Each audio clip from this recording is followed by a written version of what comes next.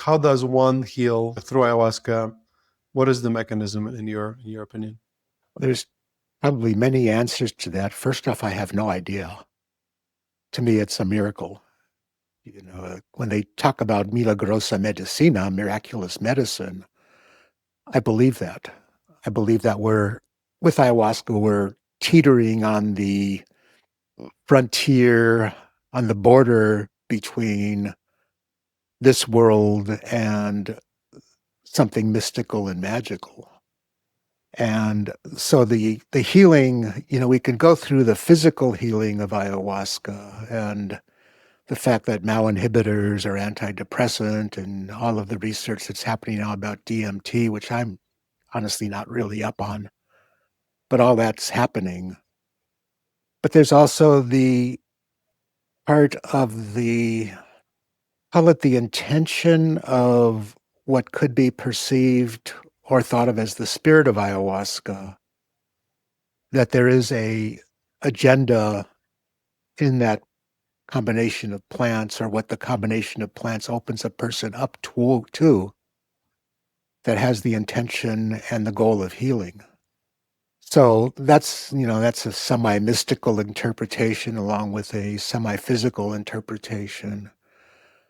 For me, what happens is that we're incredibly complex beings, these things we call humans. We're multidimensional, multi-layered, multi-lifetimed, possibly, and we're the sum total of everything that's ever happened to us, plus how we interpreted it. And the interpretation part's very important. So I can, if you have two people who have the exact same experience, the interpretations will determine what the outcome is on each one of their lives. So when I was in an ayahuasca vision in that first ceremony, and I found myself in a Nazi concentration death camp as somebody who was being led to their death. 3D, ultimately realistic experience. I had to go through a whole process in my mind that led me to a place where I could trust something. I won't give it a name. What I say is trust the process of trusting.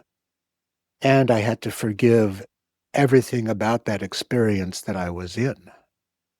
And forgiveness meaning letting go of all of the connections and threads and tendrils that impression or memory or whatever it was had inside of me, that was hovering constantly in the realm of the unconscious mind. I might not be aware of it, that's the definition of unconscious, but the impressions of it, the energy of it, hovered underneath my consciousness. So when the medicine brought it to consciousness, I was given a choice. It wasn't like, okay, Richard, you have a choice now. It wasn't like that. I mean, the choice was in me. The choice was my choice. It was my decision, my everything, was to create a story about what I was experiencing, to create reason, to create judgment, to create anger, to create hatred, to create all of the stuff that human beings are so bloody good at doing. Or I could release every aspect that I could find within me of my connection and that connection to me that impression had, and let the flow of time heal it and wash it away until it was no more. Obviously, the memory of it's still there, but the impact of it on me as a human being, as a soul, was to a great extent healed in that experience. That's why I say it's magic. It's magic, It's Yeah, like hard to psychology doesn't deal with that, that I know of hard to anyway. explain magic Hard to unless explain magic. people.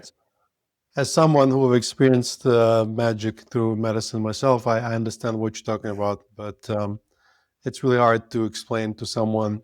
It's like, how do you explain to a blind person the color green if they've never seen Yeah. any color red?